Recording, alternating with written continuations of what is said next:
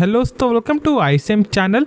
आज हम लोग यहाँ पे जानने वाले हैं दो शेयर के बारे में। एक तो टाटा स्टील है और एक है पेनी स्टॉक। आप इस वीडियो को जरूर से अंत तक देखना। तो चलो फिर स्टार्ट करते हैं। और पहले हम लोग यहाँ पे जानते हैं टाटा स्टील के बारे में।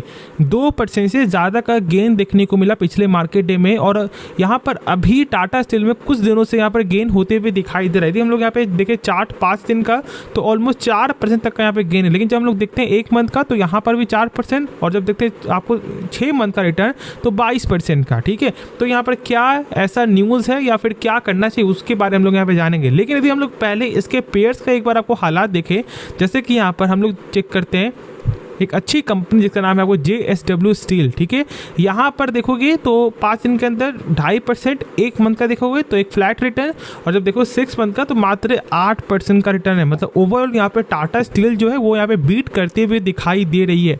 अब ऐसा क्या यहाँ पर एक्चुअल न्यूज़ है या फिर हम लोगों को क्या करना चाहिए, देखो सबसे पहले मैं बता देता हूँ। यहाँ पर जो बहुत सारे एक्सपर्ट का यहाँ पे ये भी बोलना है कि कहीं ना कहीं जो स्टॉक का जो रिटर्न है वो यहाँ पे अभी अच्छा देखने को मिल सकता है। और उनका एक चीज़ और बोलना है कि फिलहाल ये जो स्टॉक 200 के अंदर ये चलते हुए दिखाई दे रहा है, तो इसके बारे में सोचा जा सकता है। लेकिन मैं बता दूं कि क्या किसी के कहने पे स्टॉक को बाय करना चाहिए, नहीं। देखो पहले आप यहाँ पर इस जो सेक्टर के बारे में जानो। एक ऐसा सेक्टर है ये जहाँ पर ऐसा हो सकता है कि 1 साल का जो रिटर्न है वो यहाँ पर आपको, ठीक है, 5 साल में भी देखने को ना मिले। और ऐसा हो सकता है कि जो 5 साल का जो यहाँ पर रिटर्न कंपनी पेश करती, कोई भी कंपनी, वो यहाँ पे मात्र 1 साल में देखने को मिल जाए। मतलब इसका ये मतलब हुआ कि 1 साल के अंदर शायद आपको 100% का भी जो रिटर्न मिल जाए। और शायद ऐसा हो सकता है कि जो 1 साल का जो यहाँ पर रिटर्न होता है आपको नॉर्मली 12%, 10%, वो यहाँ पर 5 साल में देखने को ना मिले। तो इस तरह का यहाँ पर पेशेंस चाहिए, तो ही आपको इस सेक्टर में पैसा लगाना चाहिए।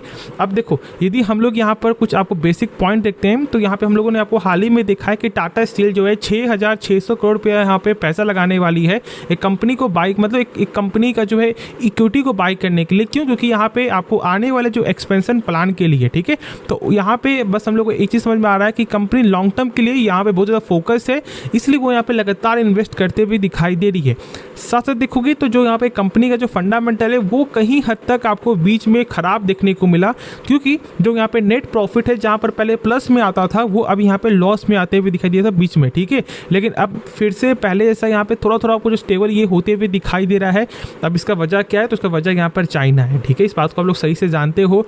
मेटल सेक्टर डायरेक्ट ही आप यहाँ पे जो है कंपेयर करो चाइना के साथ, और उसके कारण ही प्रेशर या फिर उसके कारण ही यहाँ पर एक्चुअल बेनिफिट देखने को मिलता है। इसलिए मैंने आपके साथ स्टार्टिंग में शेयर किया है कि थोड़ा सा इसके बारे में स्टडी करने के बाद ही ऐसे सेक्टर में पैसा लगाना चाहिए।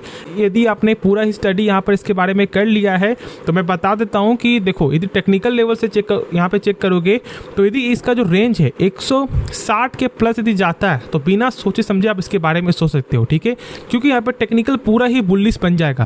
लेकिन जब अभी भी सोच रहे हो थोड़ा आपका टाइम शॉर्ट टर्म का है, तो आप अभी भी यहाँ पे इन्वेस्ट करके चल सकते हो। मेरे हिसाब से कहीं ना कहीं जो यहाँ पर धमाका है वो यहाँ पर होने वाला है। ठीक है, तो यहाँ पर भी आप इसके बारे में सोच सकते हो, स्टडी कर लो, उसके बाद यहाँ पर आप इसके बारे में इन्वेस्ट कर सकते हो सोच समझ कर। लेकिन पूरा पैसा मत लगाना, हमेशा अपने रिस्क को मैनेज करना, उसके बाद ही कोई फैसला यहाँ पे हम लोग को लेना चाहिए। ठीक है, तो यदि आपको यहाँ पे कंफर्मेशन चाहिए तो आप 160 के बाद लो। यदि आपको यहाँ पर थोड़ा शॉर्ट टर्म के लिए चाहिए 2 मंथ 3 मंथ के लिए, तो आप यहाँ पे अभी भी जो डिसीजन ले सकते हो। और फिर से लेवल मिल जाए आपको 148 का, तो फिर से आप इसके बारे में सोच लेना। ठीक है, तो यहाँ पे दोनों चीज़ का पॉसिबिलिटी बस एक ही है कि यहाँ पे बुलिश साइन है।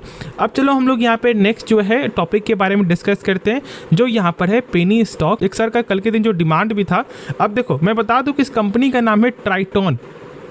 अब ये ट्राइटॉन इतनी खास कंपनी क्यों यहाँ पर फिलहाल बनते हुए दिखाई दे रहा है, क्योंकि यदि आप यहाँ पे चार्ट देखोगे तो 1 मंथ का 4.5%, देखो 6 मंथ का 20%, और जब देखोगे यहाँ पे 1 साल का रिटर्न तो 45%। लेकिन जब देखोगे 5 साल रिटर्न तो 152%, और जब देखो मैक्स टू मैक्स में तो यहाँ पर अभी भी ये 4% डाउन है।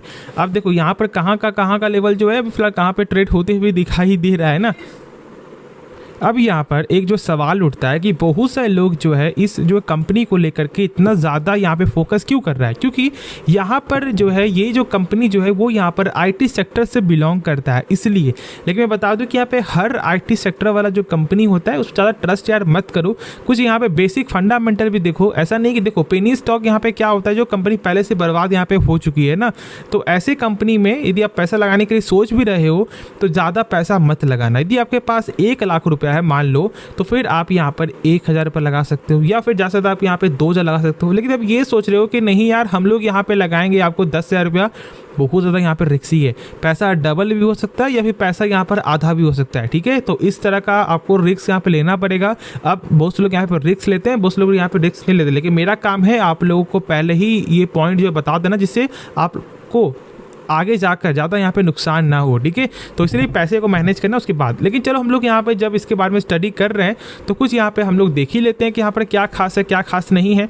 देखो ओवरऑल जो यहाँ पर बैलेंस शीट है वो ये एकदम रद्दी है, ठीक है। मैं सही बता रहा हूँ, जो यहाँ पे रिजर्व है ना वो इनके जेब से ही जा रहा है पैसा, ठीक है।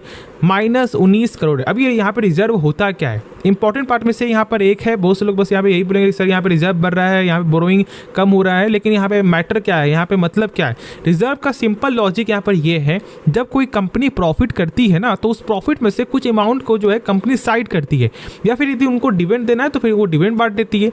तो जब कोई कंपनी जब पैसे को साइड कर रही है, इसका क्या मतलब हम लोग समझते हैं कि भाई कंपनी जेन्युइन यहाँ पे आपको प्रॉफिटेबल है, या फिर कंपनी का कुछ प्लान है यहाँ पर कि नेक्स्ट में आपको कुछ बिग करते हुए दिखाई दे सकती है कुछ सालों में या फिर कुछ महीनों में, इसलिए वो पैसा यहाँ पे जमा कर रही है, साइड कर रही है। तो इससे ये मालूम चलता है, ठीक है। और जब यहाँ पे रिजर्व जब उनके अकाउंट से खाली होते हुए दिखाई दे रहा है तो फिर इसका क्या लॉजिक हम लोग समझेंगे कि भाई इसमें पैसा इन्वेस्ट करना ही नहीं चाहिए।